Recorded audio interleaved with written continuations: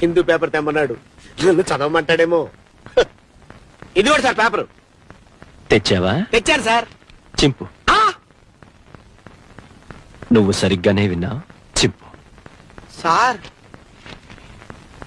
చింపు. అలాగే. ఇంకా చింపు. ఇంకా చింపు. చింపు.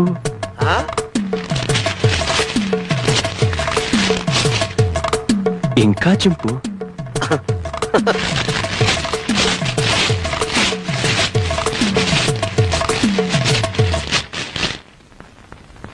ఇంతింతగా చింపు. సార్, ప్రపంచంలో ఇంతకంటే ఇంకెవడూ చింపలేడు సార్. Very good. ఇవన్నీ అతికించు, సాయంత్రం వచ్చి చదువుకుంటా.